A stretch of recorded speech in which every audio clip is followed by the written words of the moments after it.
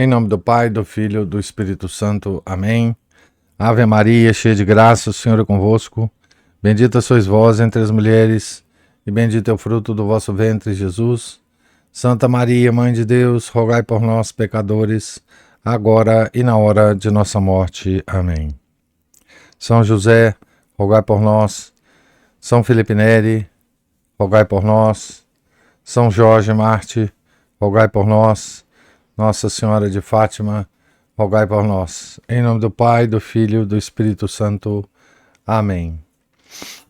Bom dia a todos. Nós estamos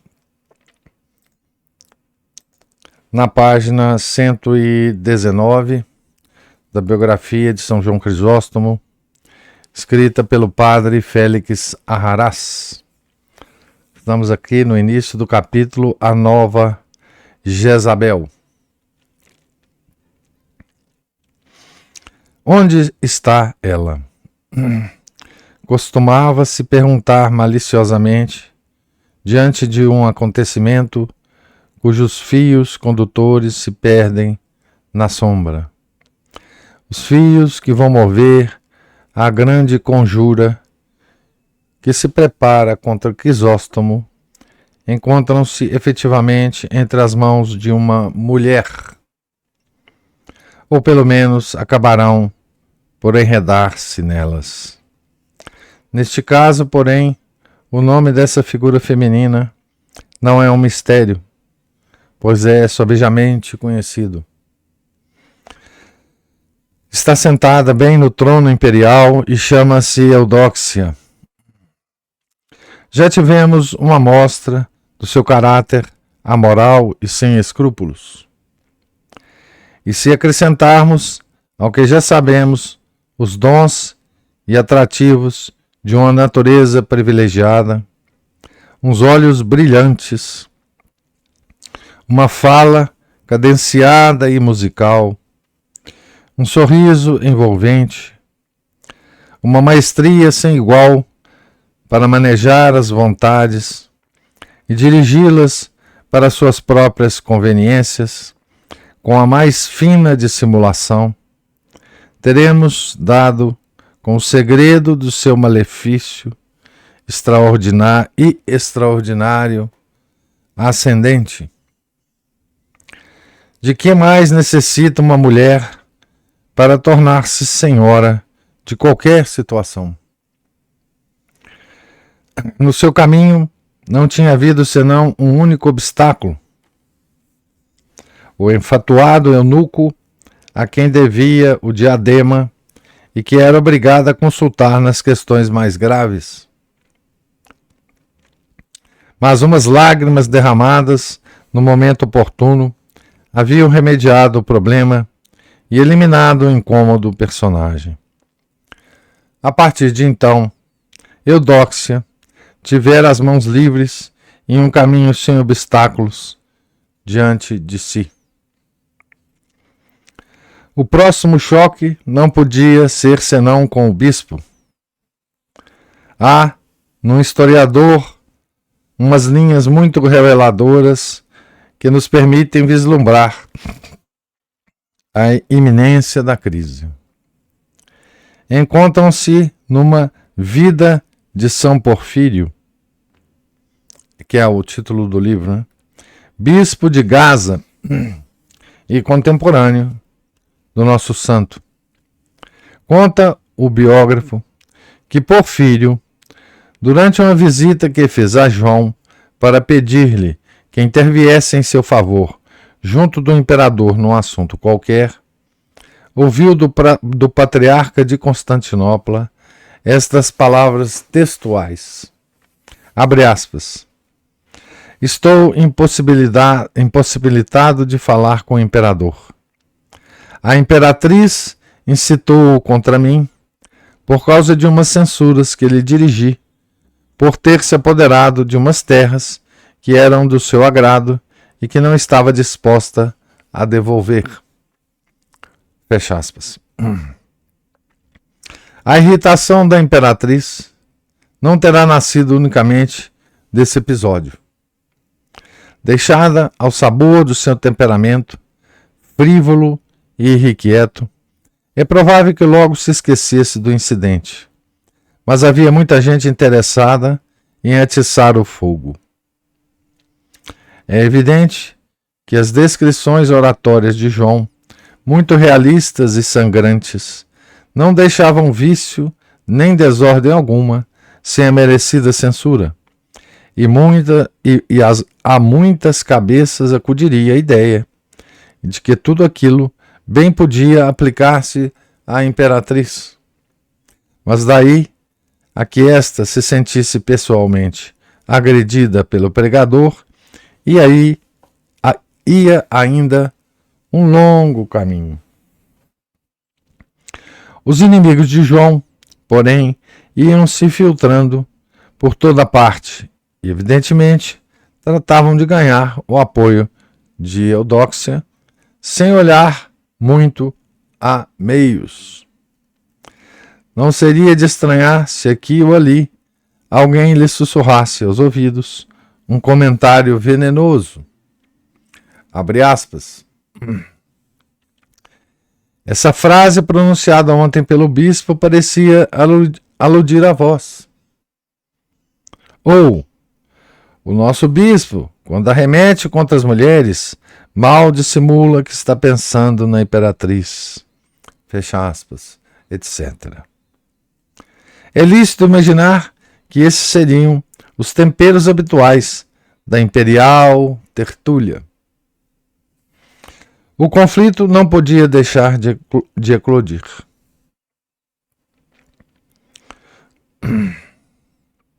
O biógrafo de Porfírio menciona-o, mas não nos dá maiores detalhes, nem sobre as propriedades de que a imperatriz se apoderara, nem sobre as censuras que João lhe teria dirigido. E os contemporâneos não nos dizem mais nada. É somente em João de Alexandria, escritor do século seguinte, que encontramos uma descrição do incidente. Já mencionamos a rapacidade da imperatriz, que se manifestava sobretudo quando falecia algum personagem endinheirado. Às vezes não esperava sequer que a vítima morresse. Montava um simulacro de acusações contra o moribundo e decretava imediatamente o confisco das suas posses. Já vimos com que garbo atuavam os agentes do fisco quando se tratava de levar a efeito esses augustos latrocínios. Pois bem, certo personagem de Constantinopla, rico e influente, chamado Teognosto, caiu por sua vez nas vistas da imperial tigresa. Teceu-se contra ele uma calúnia muito bem rebocada de ilegalidade. Confiscaram-se os seus bens e, a caminho do exílio, o infeliz acabou por falecer, segundo parece, mais devido à tortura moral do que à física. Deixava para trás uma família arruinada. A viúva, afligida por aquela dupla desgraça, acudiu ao refúgio habitual dos perseguidos, o bispo João. Caiu aos seus pés, desfeita em pranto, pedindo-lhe que intercedesse para ela diante da soberana e lhe recuperasse pelo menos uma parte do patrimônio confiscado.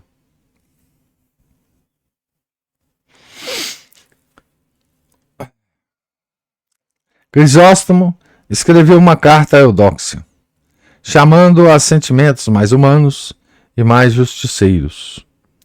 O fogo da oratória e essa veia bíblica que costumava empregar levaram-no, nesse escrito, a recordar à imperatriz o episódio de Jezabel, rainha da Samaria, de quem se fala no primeiro livro dos Reis.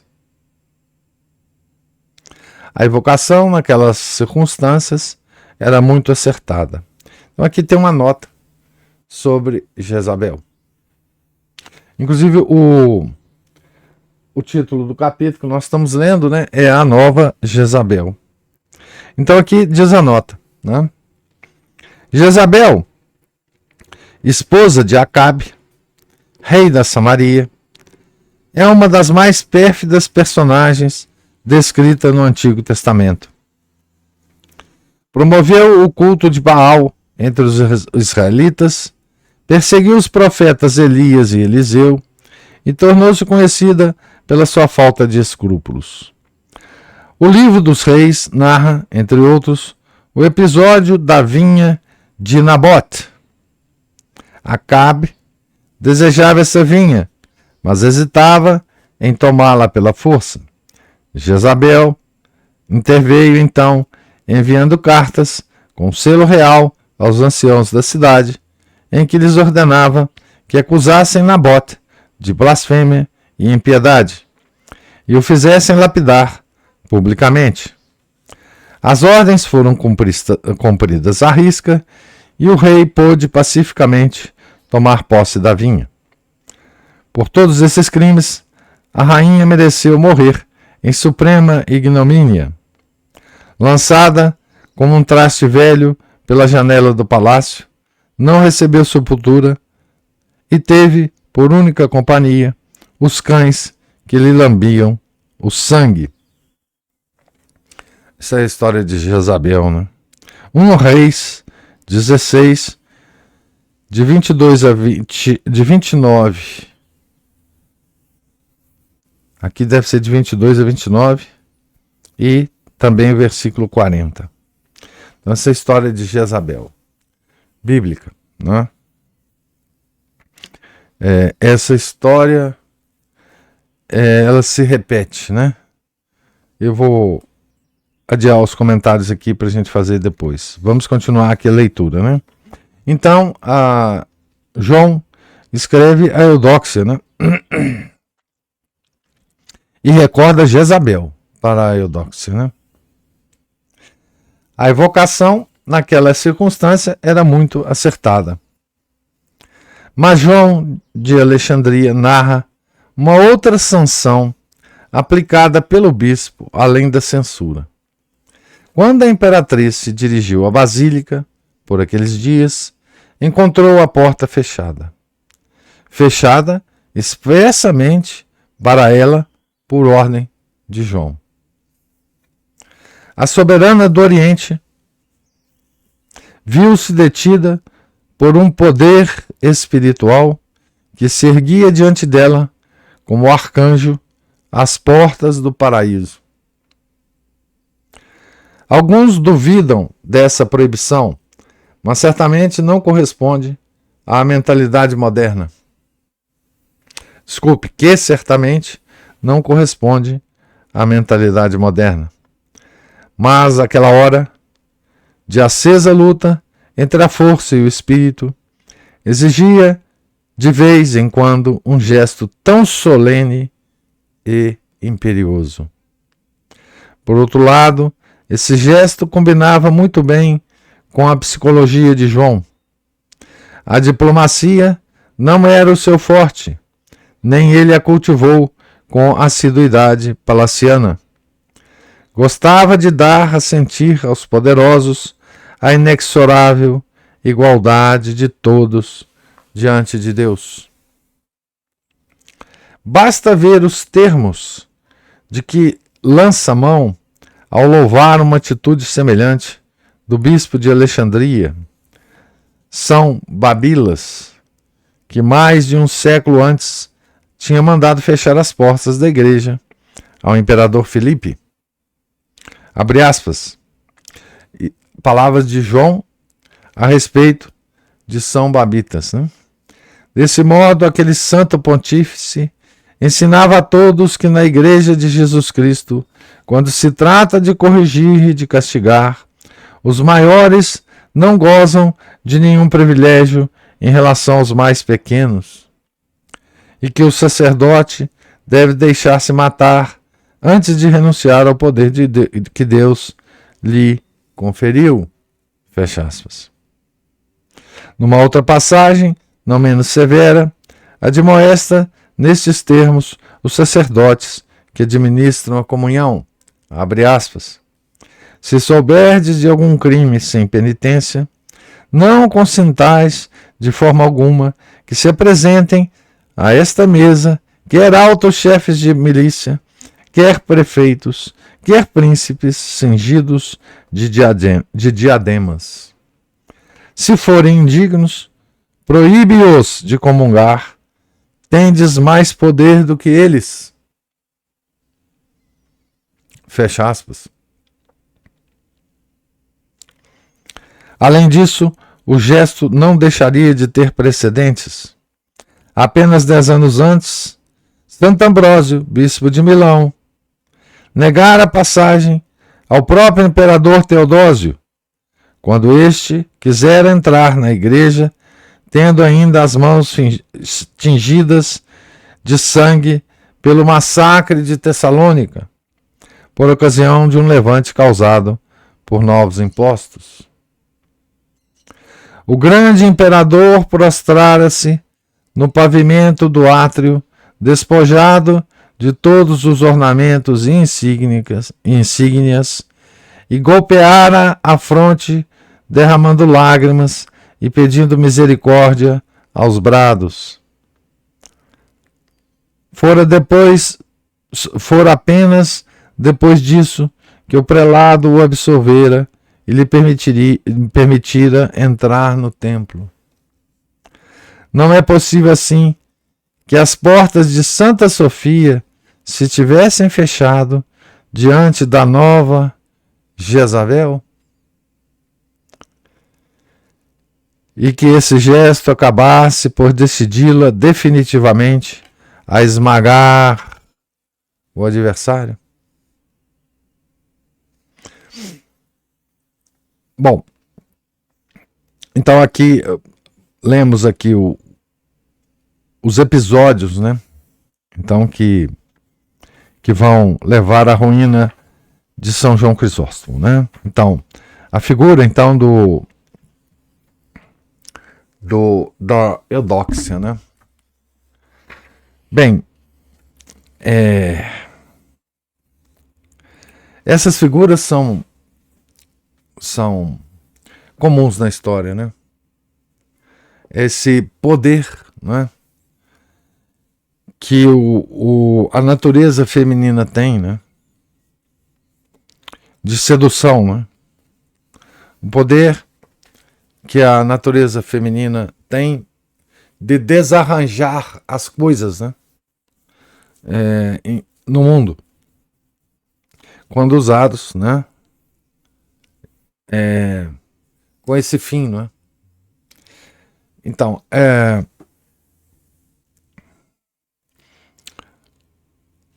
quantas Eudóxias nós conhecemos hoje, né, no mundo, fazendo exatamente isso, né?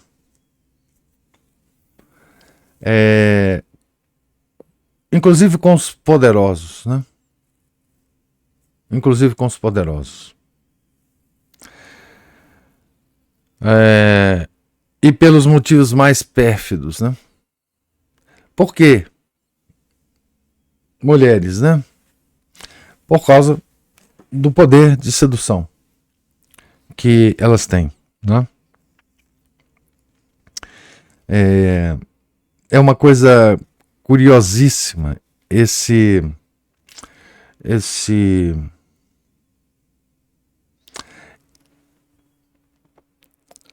o que essa sedução pode fazer com um homem cujas paixões não são controladas, né? Eu vou dar um exemplo muito moderno, que está ocorrendo hoje, né? Eu não sei se vocês conhecem, né? Um indivíduo nos Estados Unidos chamado James O'Keefe, né? Ele apareceu no cenário mundial porque ele tinha montado uma organização nos Estados Unidos chamado Projeto Veritas. Project Veritas. E esse cara, ele se notabilizou por usar câmeras escondidas, né, microfones escondidos, para obter depoimentos altamente bombásticos, né, sobre políticos, sobre poderosos nos Estados Unidos, fazendo as coisas erradas, né? E ele, então, à medida que ele foi obtendo esses depoimentos, ele foi divulgando os depoimentos e depois ele procurava essas pessoas poderosas para comentar sobre aquele depoimento que a pessoa às vezes nem sabia que tinha dado. Mas como é que eles conseguiam esses depoimentos, né? Eles conseguiram esses depoimentos e estão conseguindo até hoje através de mulheres, tá certo? Sedutoras, moças sedutoras, que se engraçavam com esses políticos, essas pessoas influentes na mídia de um modo geral, né? E começavam a conversar normalmente em botecos, em restaurantes, etc, etc. E esses homens caíam nessa cilada e conversavam abertamente com essas mulheres, dando todas as informações que essas mulheres queriam, essas moças, né? Então, esse cara conversou com Deus e o mundo, né? Em sindicatos, altos executivos do Twitter, do Facebook, né? Da mídia, da grande mídia americana, né? Revelando os maiores segredos, os piores segredos, né, que se pode ter. Depois ele brigou lá com o pessoal do Veritas e agora está com a carreira solo nos Estados Unidos e revelando coisas impressionantes. Mas tudo se baseia no encontro de um personagem, chefe do staff da Casa Branca, vice-diretor de não sei o que no Twitter, enfim. Mas todas os arranjos dessas gravações são sempre uma mulher e um homem que começa a falar sem parar na frente da mulher e contando tudo para essa mulher. Tá certo?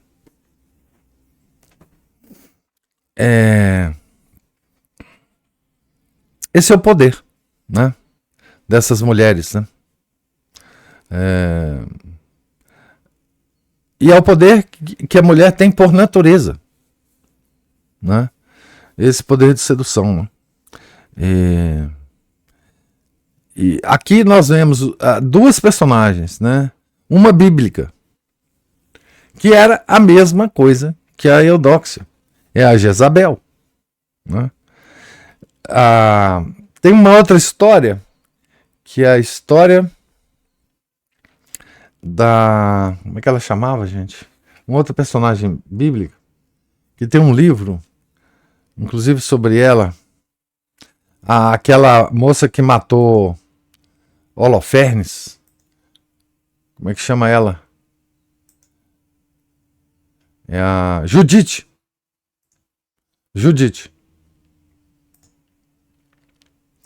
A Judite era uma viúva, né? Extremamente fascinante, de aspecto físico fascinante, mas era uma viúva que, muito recatada, vivia uma vida de viúva, e Israel estava sob o domínio de Holofernes. Ela era muito respeitada na comunidade, pelos anciãos da comunidade, né? E ela decidiu matar Holofernes, né? Usando seus encantos femininos, né? ela entrou no palácio do Holofernes à noite, conseguiu ir aos aposentos do Holofernes, conseguiu seduzi-lo lá nos aposentos e matou o Holofernes, né? Então, milhares de histórias parecidas com essa a gente conhece, né? Mulheres como a Eudóxia, não é? Aqui o nosso autor diz, né?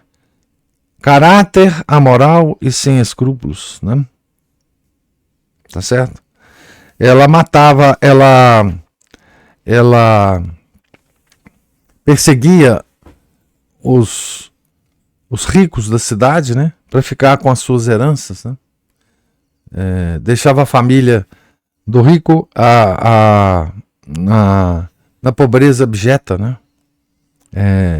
Nós vimos, inclusive, um caso específico, mas com Eudóxia aconteceram vários, né? O caso específico do Teognosto. Então, uma mulher má, né? Uma mulher má. E frente a essa mulher má, nós temos um indivíduo completamente desprovido do mais leve caráter de diplomacia, né?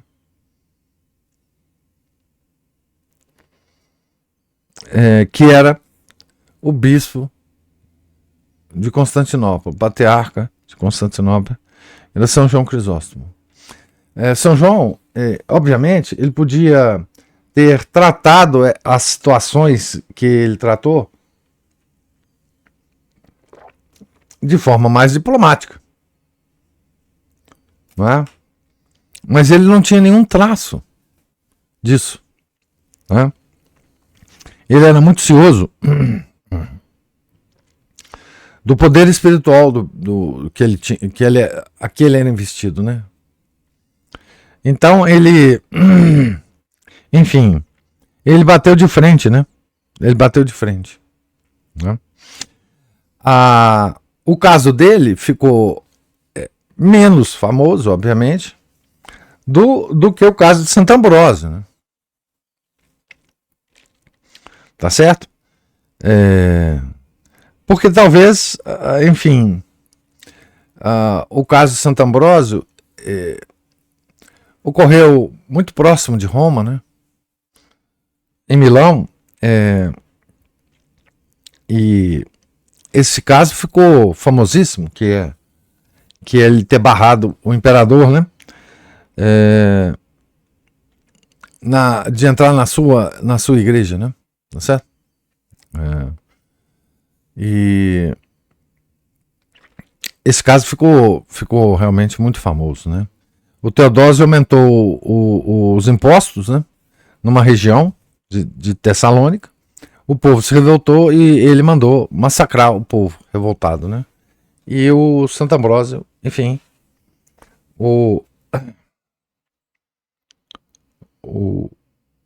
recusou, né, que ele entrasse na sua igreja, né? Então, aqui tem vários exemplos digamos assim, do espírito de não compromisso de João, né? Por exemplo, a questão da comunhão, né? Que ele orientava, né, os seus padres a recusarem a comunhão para pessoas que eles soubessem que estavam em pecado, né? Certo? A gente, bom, hoje nós temos personagens, né, que ficam comungando por aí, né? Que a gente sabe, todo o mundo sabe que eles são pecadores públicos, né? Ficou famoso nos Estados Unidos, né? Alguns bispos, né, em suas dioceses, que proibiram alguns políticos nos Estados Unidos receberem comunhão, porque, embora se afirmassem católicos, né, eram políticos abortistas, né? Inclusive bispos que proibiram em sua diocese dar comunhão para o próprio presidente da República, né? Para a ex-primeira-dama, enfim, né? Episódios que envolvem o Papa, que são piores ainda, né? Enfim, teve um episódio que a Nancy Pelosi, né? A Nancy Pelosi é uma dita católica que é pró-aborto nos Estados Unidos. Também um ou outro bispo já tinha proibido dar comunhão para ela, a não ser que ela fizesse uma confissão pública, né? Uma retratação pública. Mas o caso dela comungar lá no Vaticano, enfim. Então, o João, ele não entrava em compromissos, né? E, enfim, ele respeitava muito o seu poder espiritual, né? E a presença real do Nosso Senhor, né? Na hóstia consagrada, né? Ele proibia realmente a comunhão, né? A pessoas que tinham cometido pecados públicos, né? E não tinham recebido a penitência, né? Então, é a história se repetindo no mundo, é a história de Jezabel se repetindo no mundo, né? Eu disse muitas coisas a respeito de mulheres hoje que a gente sabe, né, que são que exercem o mesmo poder de Eudóxia no mundo, né? E a gente pode muito bem imaginar, né, que com o movimento feminista essa situação piorou muito no mundo, né? Porque hoje isso que ocorria apenas ou pelo menos de maneira conhecida, né, com os poderosos, ocorre hoje com qualquer pessoa, né? Vou usar um termo que a Cristina gosta muito, né? Hoje o protagonismo feminino praticamente está destruindo, né, o tecido social, né? Inclusive em termos legais, né? O homem hoje na sociedade ele tem que tomar muito cuidado, né? Com esse. E agora não é só o poder de sedução da mulher, né? Mas é o poder instituído que ela conseguiu, né? Hoje um homem acusado por uma mulher de qualquer coisa, tá certo? Ele pode ter a sua vida destruída, né? Tá certo? E a mulher, se depois lá na frente, né, se perceber que foi uma falsa acusação, que ele foi vítima de uma falsa acusação, né, nada ocorre a falsa acusadora, né? Então hoje esse poder, ele não é só mais um poder de sedução, mas é um poder do Estado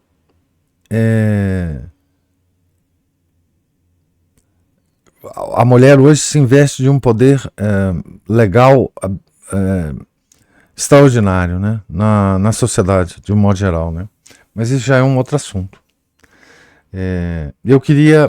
Falei demais, e eu queria ouvir o comentário de vocês sobre esse pequeno capítulo, né, que eu li aqui, da Nova Jezabel, se houver algum comentário. Professor? Sim. É engraçado que o autor fala que hoje esse tipo de atitude de São João nos causa até um estranhamento, né? Estranho aos ouvidos de nós modernos. Né? E hoje, no caso dele, é século XX, primeira metade do século XX, né? É no início, né? É, 100 anos atrás. Uhum.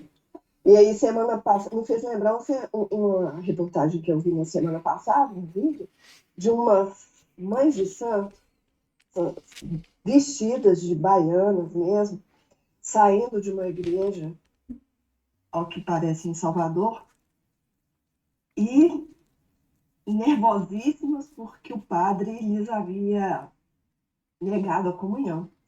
E ameaçando mesmo, elas falando que iam tomar medidas cabíveis. Quem ele pensa que ele é para negar a comunhão? Assim que elas falavam Eu ao imagino. sair da igreja, sabe? Então, eu fiquei pensando, meu Deus do céu, que situação difícil agora. Gostaria de saber como que se desenrolou isso, né? Eu não duvido que elas tenham entrado na justiça contra ele. Elas deram a entender que elas fariam isso, porque elas falaram que tomar medidas cabíveis. O que a gente vai pensar em termos de medidas cabíveis? Se elas vão recorrer ao bispo? Elas vão na justiça mesmo, né? E aí, como que isso vai se desenrolar e como que algum jurista, né, seja um advogado, sei lá, promotor, juiz, sei lá como é que isso se resolve, vai se pronunciar a esse respeito, né? Como que essa situação vai ser resolvida. Quem aceitou, né, aquela balela da Revolução Francesa entre a divisão, né, a separação entre Estado e Igreja, agora está testemunhando, né, a invasão do Estado na Igreja. Então, vai aceitando as coisas dos liberais e aí vai ter que aceitar até o fim, né? Então, assim, é uma coisa terrível, né? Aquele processo de investigação do FBI também com relação aos católicos tradicionais nos Estados Unidos é uma coisa impressionante, né? Essa invasão é uma coisa impressionante. A Juliana está falando assim, se elas recorrerem à CNBB, seriam atendidas a contento. Talvez. A CNBB até ia tirar o padre de lá, né? É impressionante. Mais algum... Opa, Cristina? Professor, mas nesse caso, o padre, se essas senhoras resolverem recorrer, acho que não só a CNBB, mas a justiça, dependendo da argumentação delas, preconceito, misoginia, o padre está condenado. Né? Vai preso mesmo. Eu falei aqui há alguns dias que eu acabei me interessando em abrir uma notícia, uma sugestão que apareceu para mim sobre a Lei Maria da Penha. E porque quando eu estava nativa, essa lei já me causava assim, um espanto. Né? Uma lei que qualquer mulher que chegar numa delegacia vale falar que ela foi agredida por um homem, vale a palavra dela sem provas. Ela não precisa provar nada. Ela é a prova. Ela é a prova, a palavra dela é a prova. Sem de delito, nada disso. E o homem será preso, arrestado, todos os bens serão todos retirados, se tiver filho, alienação parental, e por aí vai. Por que eu vi comecei, né, com essa live? Porque o próprio marido da Maria da Penha foi vítima dela mesma, né? Hoje se sabe, né? Hoje se sabe que houve uma... Veja a grandiosidade da coisa. Da parte dela, era uma situação de crise entre ela e o marido, e o marido tinha traído, e ela escondeu isso, né? E ela pode ter... Opa, você ficou mudo aí. Alucinado com a questão e tudo mais.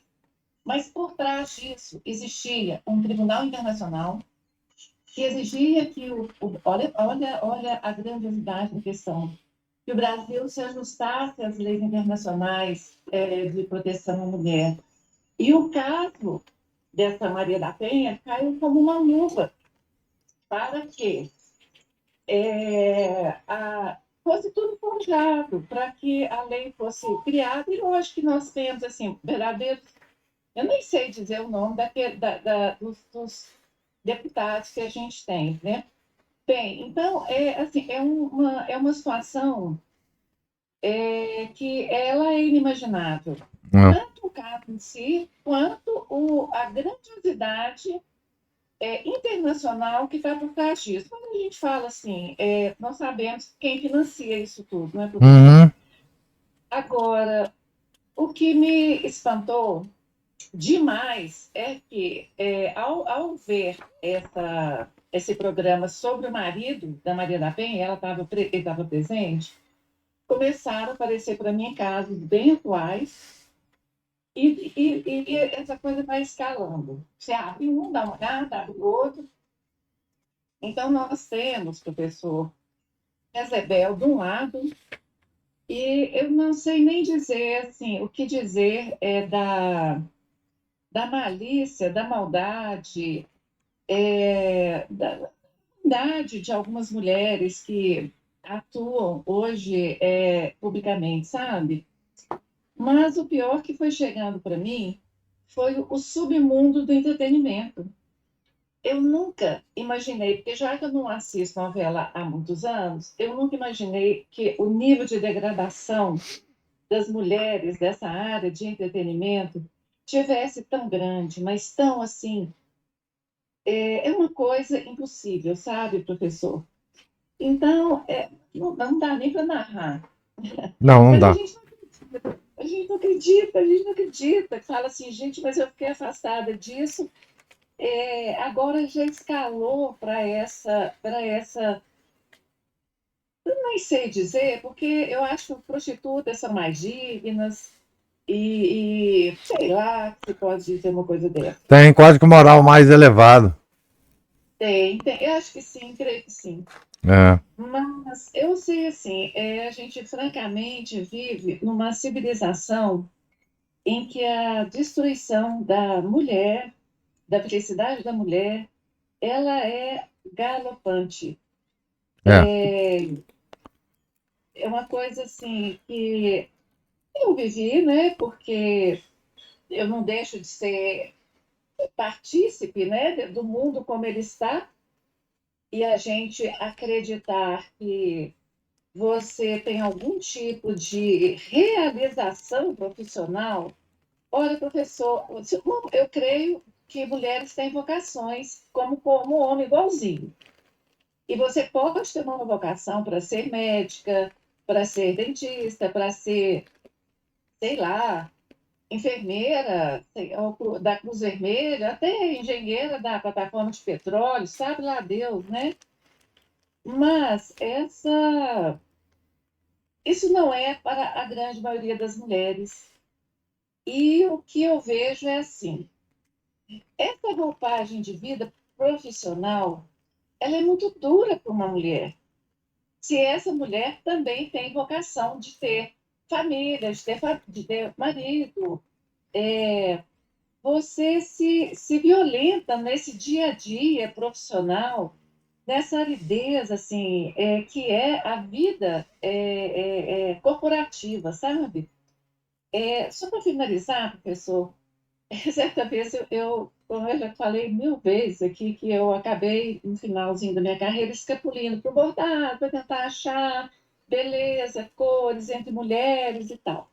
Mulheres mais velhas, que, né, sempre bom ouvir o que elas têm para contar, o que, que elas fazem nas casas delas, como que a mesa é posta, como é que vai o netinho, é tudo muito bom, adoro essas coisas. Então, um dia eu tive que ir numa concessionária para resolver um problema acho que meu carro ia fazer revisão, qualquer coisa que fosse.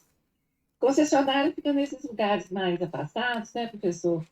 E um galpão, e aquela tristeza de ambiente, que é mecânico de um lado e depois o escritóriozinho cheio de coisa funcionando. E eu cheguei num guichê, quando finalizou o serviço, para pegar a nota, um trem meio demoradinho. E eu olhei para. Tinha uma moça lá, sabe? E eu olhei para ela e fiquei pensando, falei, nossa, eu já estava muito envolvida com essa discussão, porque essas discussões ficam na minha cabeça, eu fui conversando com isso. Falei, nossa senhora, mais uma mulher que não vai, nova, que vai acabar com a vida dela aqui, né? Finalzinho de semana vai para balada e não deve pensar em casamento, porque a mãe já deve ter desencorajado. E quando eu olhei assim para o lado, em cima de um freezerzinho tinha um paninho bege bordado para segurar uma bandejinha de café. E eu fiquei pensando, gente, mas que tristeza de vida dessa moça, não é? Que é a vida de todas as mulheres hoje, que enterram a própria vida num lugar bege, cinzento. E sabe lá Deus se vão se preocupar em encontrar uma pessoa boa para casar, ter filhos. E, e se tiver, o que vai fazer? Vai colocar o bebê na creche, né? É. E vai continuar trabalhando. E não vai ver os filhos crescerem, não vai ter aquele prazer aquela vida tranquila que as mães, as mulheres sempre tiveram com muito trabalho, exercendo alguma profissão, mas com uma liberdade de exercer a sua vida com plenitude.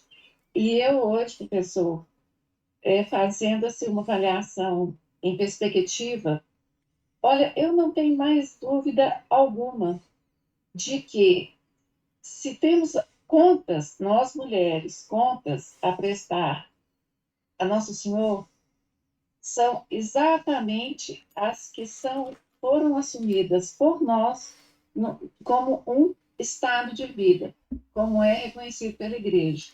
Então, assim, é tudo uma pena ver o que está acontecendo hoje, sabe? Não, Nada. não, e hoje é muito mais institucional, né? Esse, quer dizer, nós conseguimos citar de antigamente as protagonistas mulheres, muito poucas, né? Mas hoje toda a mulher se arroga nesse protagonismo, né? Que é uma pena. A Juliana levantou a mão aí.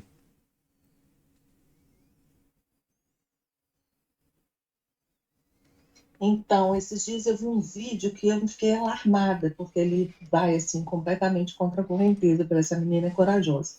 Essa mulher é corajosa. Ela é uma negra, para começar.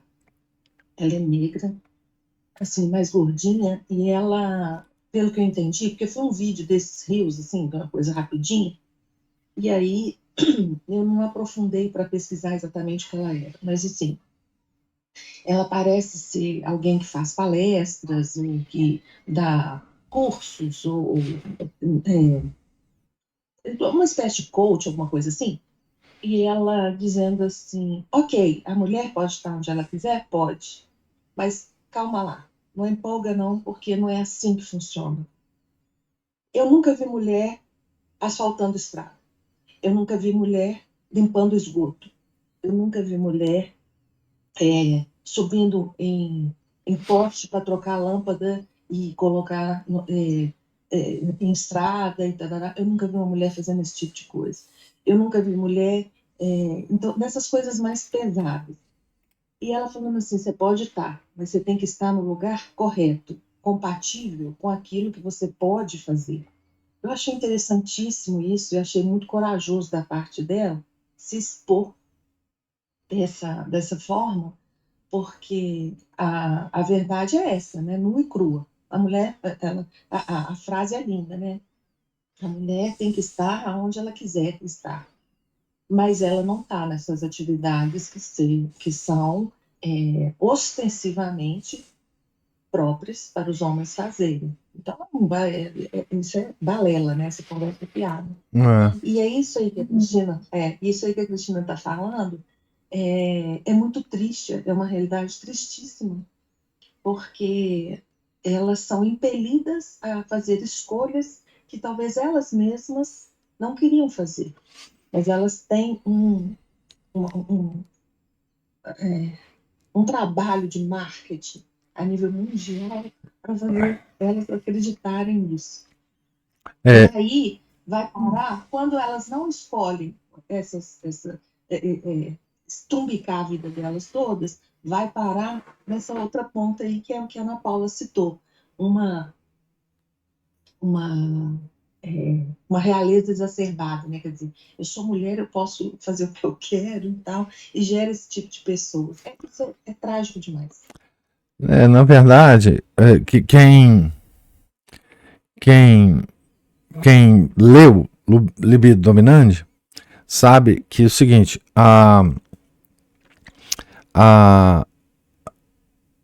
o plano para destruir a mulher já é multissecular, né? Destruir a mulher, destruir o papel da mulher na sociedade, o verdadeiro papel da mulher na sociedade já é multissecular, né? Porque a mulher é o centro da família. Então só se pode destruir a família se mudar a cabeça da mulher, né? E portanto esse plano foi colocado em ação antes da Revolução Francesa, inclusive, né? A Revolução Francesa só adiantou o plano e colocou as bases nas quais ia ser construída uma sociedade em que a natureza da mulher fosse desrespeitada e fosse igualada, né,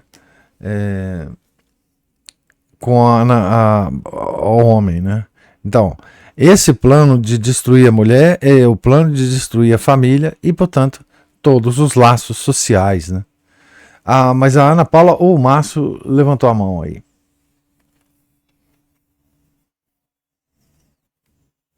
Oi, professor. Sim, Márcio. Aí o pau tá quebrando aí, né? O pau tá quebrando, cara.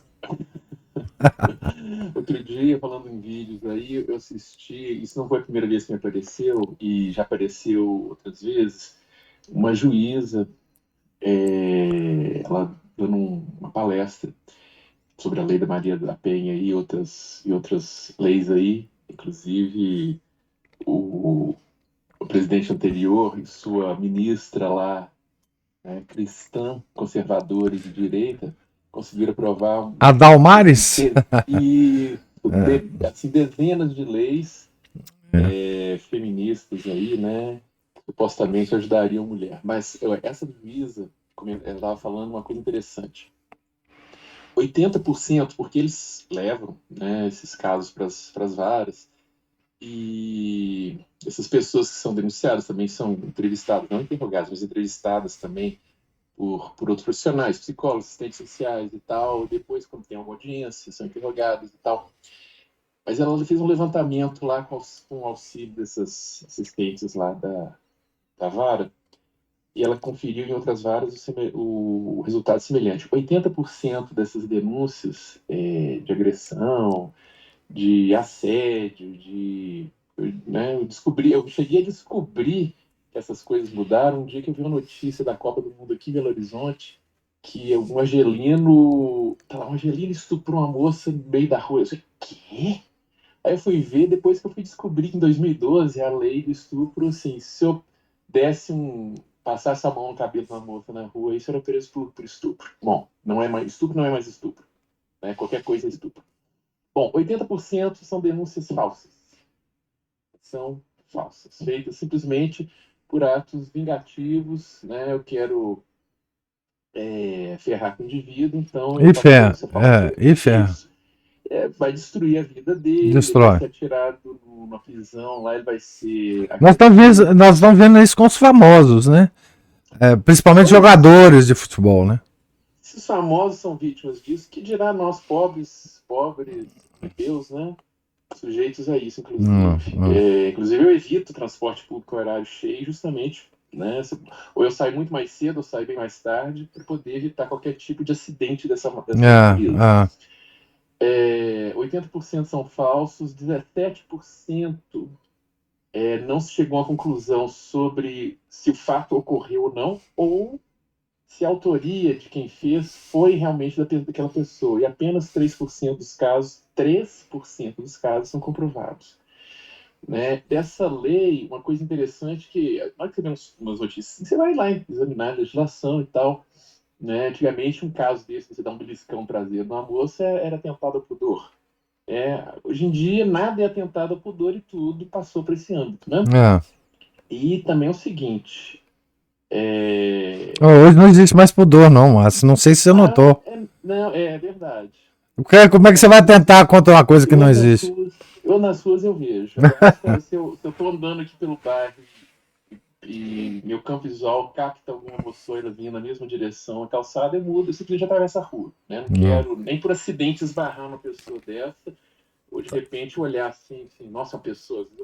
Eu sou meio neurado assim, com um assaltante, né? Que eu já, desde 11 anos de idade, eu uso revólver na mão para botar bandido para correr, então já imagina como é que são as coisas, né? Então, e outro detalhe também da legislação, dessa lei, não é simplesmente debater. Se você discutir e a moçoila não gostar, vai ser preso também. Do mesmo jeito, né? Outra coisa, se sua filha resolver usar sapatos grandes, gravata, bigode, você vai resolver um baile funk, na sexta voltar na segunda de manhã, estropiada, drogada e toda borrocada, ou se a esposa quiser fazer isso também, você também vai ser preso do mesmo jeito. Não pode discordar, entendeu? Tem que deixar, né? Não pode contrariar essas pessoas. Né? Mas tudo isso a gente vê também, assim, tem uma história de São José do Egito e a mulher do Putifar, né, que era o... Sim.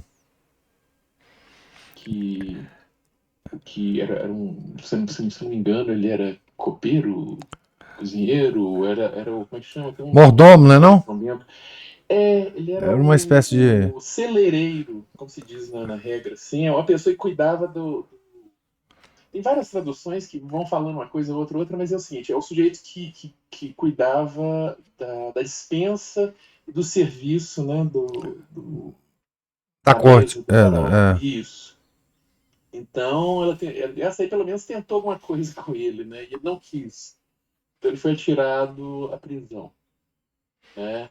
Bom, mas de tudo isso é aquela coisa, né, igual foi ontem, sei lá, ontem era domingo, se foi sexta-feira, é aquela coisa, o âmbito prioritário de atuação da mulher em termos de projeção das suas revoltas, das suas agressividades, da sua truculência, da sua impiedade, nos relacionamentos próximos, especialmente os familiares, que são os mais fáceis dela agir, e para o homem, os ambientes sociais e políticos. Né? Daí a gente vê toda a corrupção política, toda a criminalidade, toda a impiedade empresarial, né?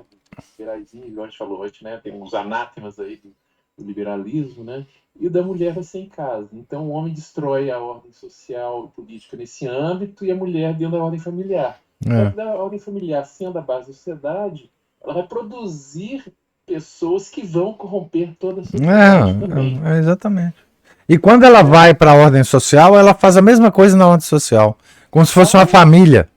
Exatamente. A gente fica cansado de ver, por exemplo, chegam as chefinhas, ao invés delas se adaptar ao ambiente, elas começam a distribuir fotinhas, florzinhas, vasinhos, demitem aquele pessoal que não tem nada a ver com ela, começa a contratar os queridinhos, amiguinhos, começa a priorizar esse pessoal, daqui a pouco você está ostracizado se você fizer parte da famíliazinha, né?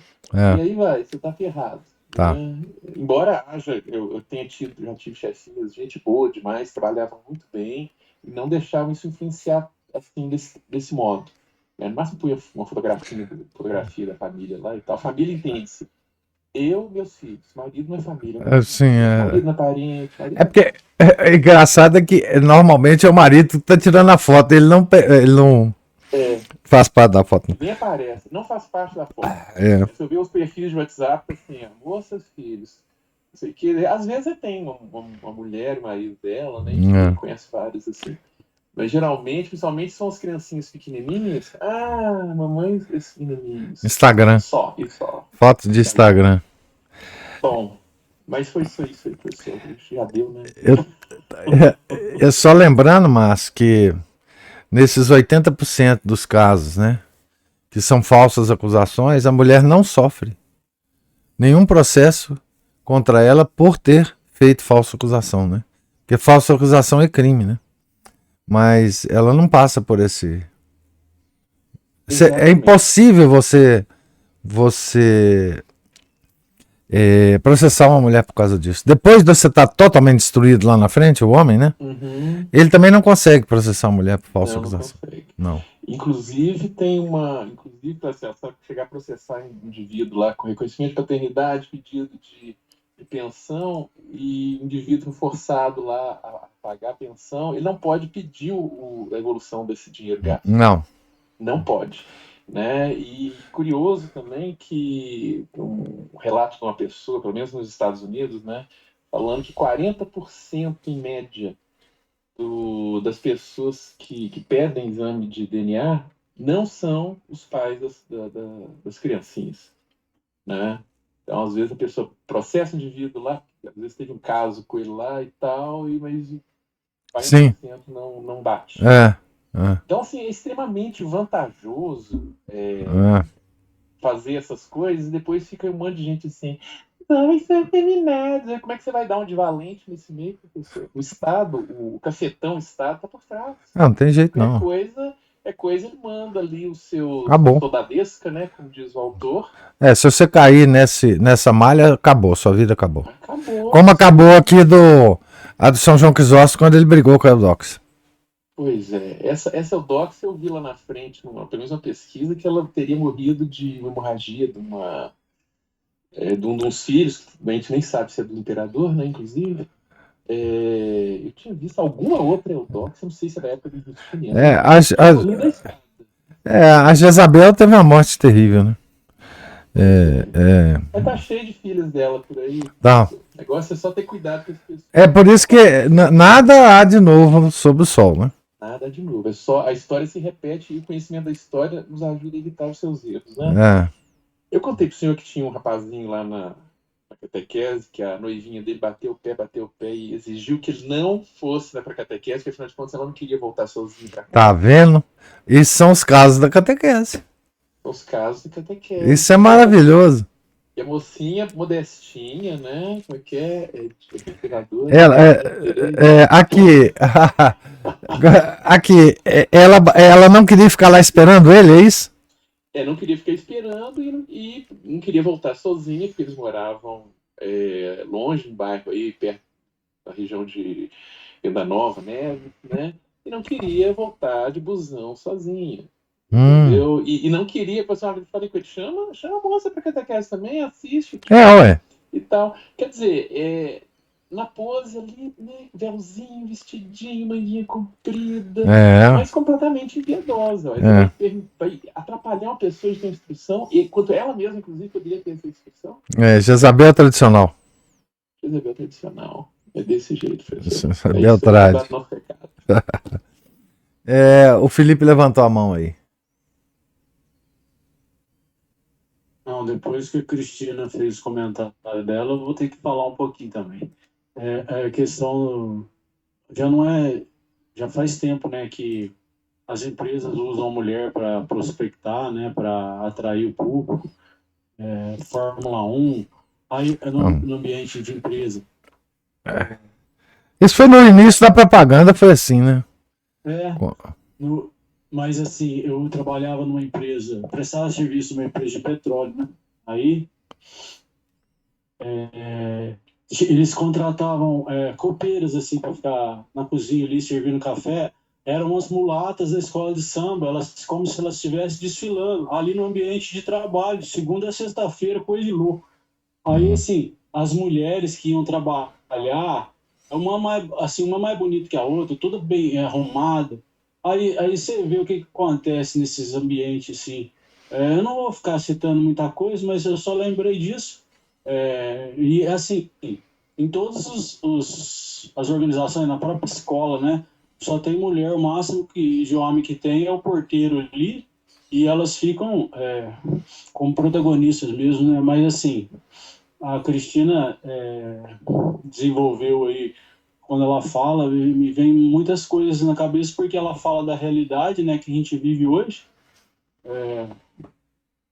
Então é isso. Só para deixar. O Felipe, essa questão da posição da mulher na linha de frente da propaganda, isso quando... Sabe que quem criou a propaganda estruturalmente foi o sobrinho do Freud. Como é que chamava o cara? Barnes, não sei o que Barnes. Ele publicou um livro na década de 20 ou 30, chamado Propaganda. O título do livro era esse, Propaganda.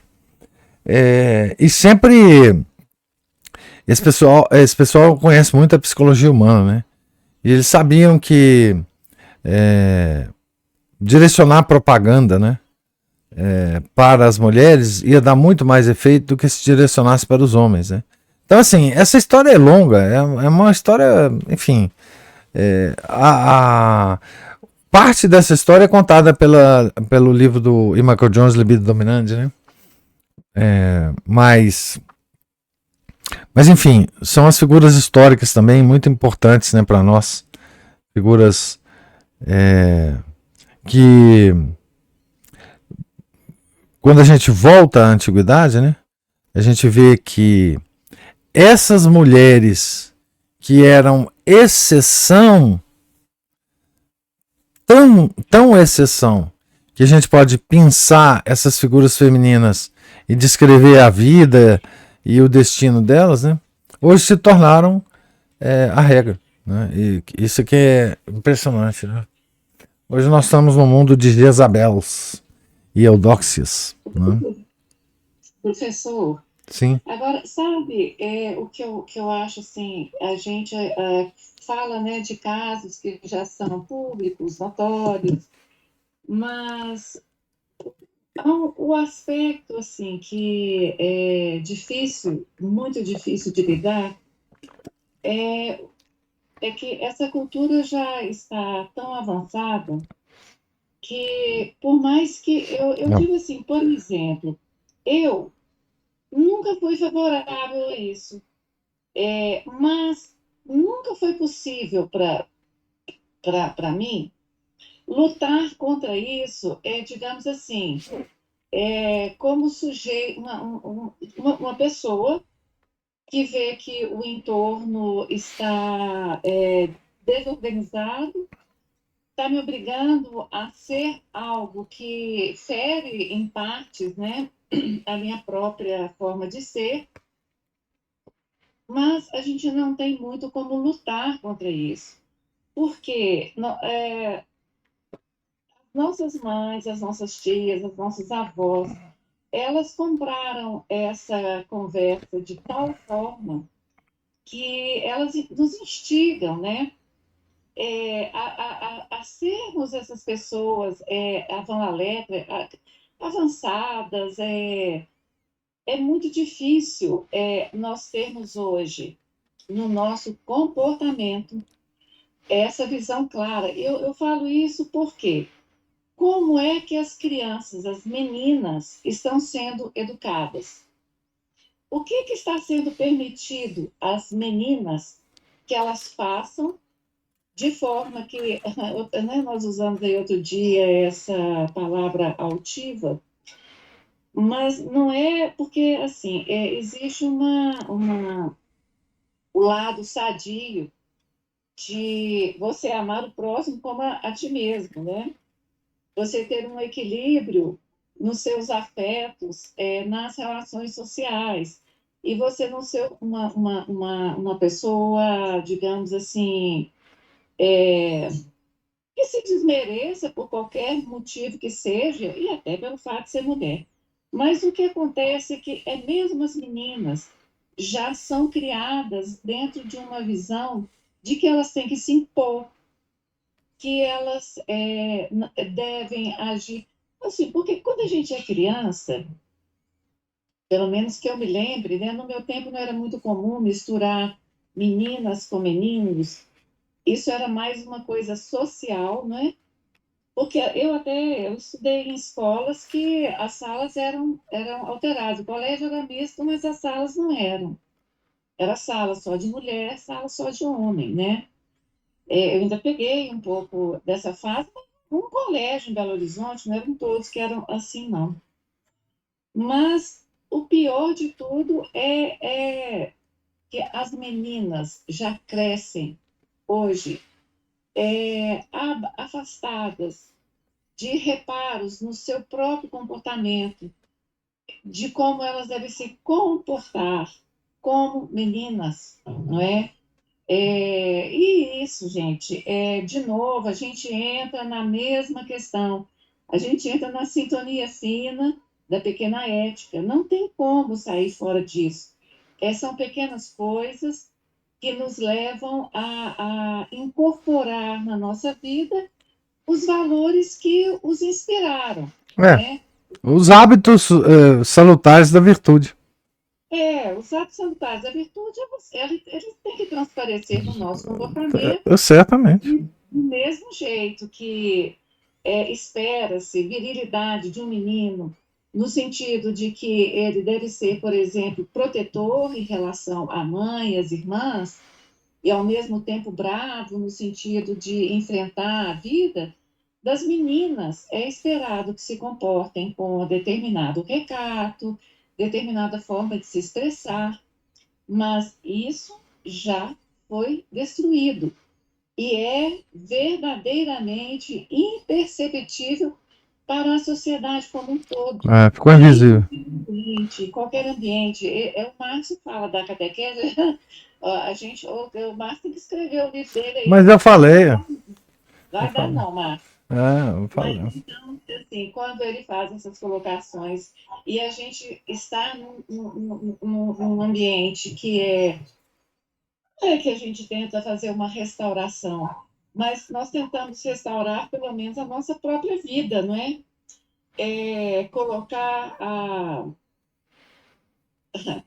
a máquina no trilho, porque essa insídia moderna destrói a vida de qualquer um. Não é porque você tem uma vida piedosa, mas se você não tiver atenção a essas pequenas coisas, você não está vivendo uma vida verdadeiramente católica.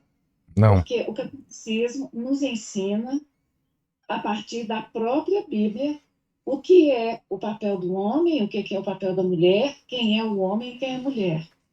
Então, se a gente se afasta disso e acha que eu só tenho uma vida de oração, mas eu vejo o homem de tal maneira, eu me comporto diante dele de tal maneira, eu não tenho uma atitude de recato,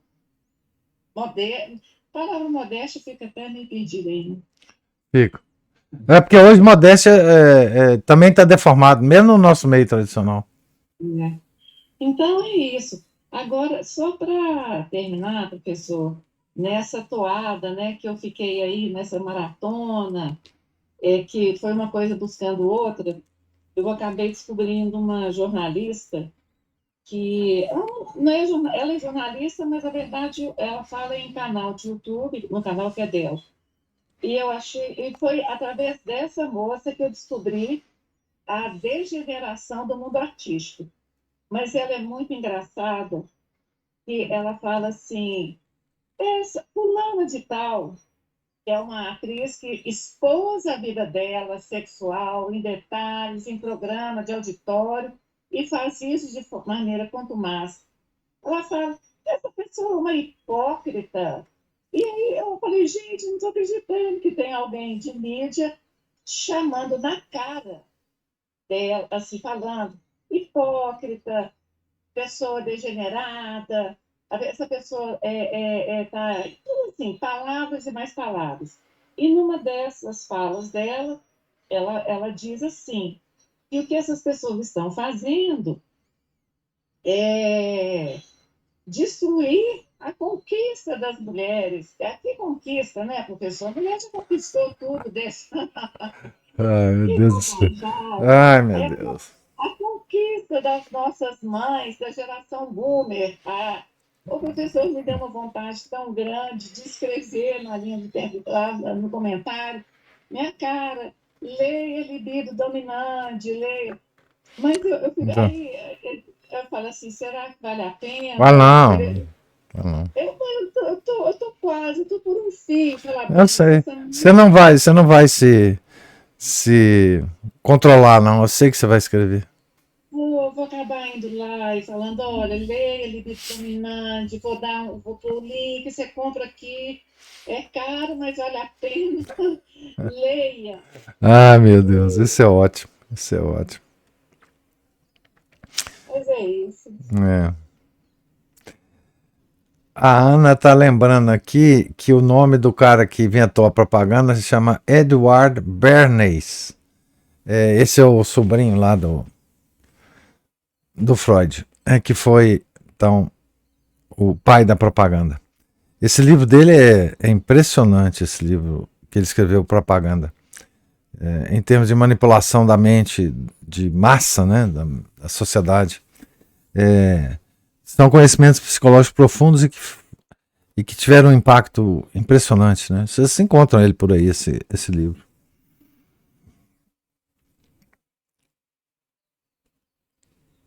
Mais algum comentário, gente?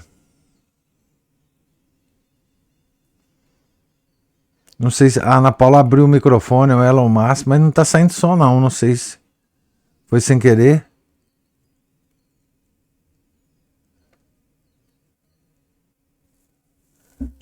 Isso, fala aí, vamos ver. Ana Paula ou Márcio? Não tá saindo som não.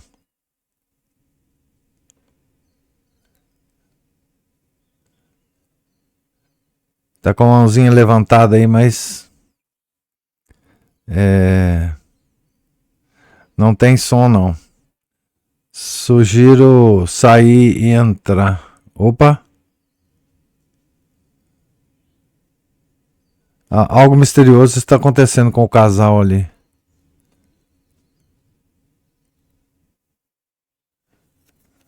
Não estamos conseguindo ouvir não. Mas, pessoal, Deus lhes pague então a presença, a paciência, os comentários, não? Fiquem todos com Deus, tenham um santo dia. Em nome do Pai, do Filho, do Espírito Santo, amém. Ave Maria, cheia de graça, o Senhor é convosco. Bendita sois vós entre as mulheres, e bendito é o fruto do vosso ventre, Jesus. Santa Maria, Mãe de Deus, rogai por nós, pecadores, agora e na hora de nossa morte. Amém. São José, rogai por nós. São Felipe Neri, rogai por nós. São Jorge Marte, rogai por nós. Nossa Senhora de Fátima, rogai por nós. Em nome do Pai, do Filho, do Espírito Santo. Amém.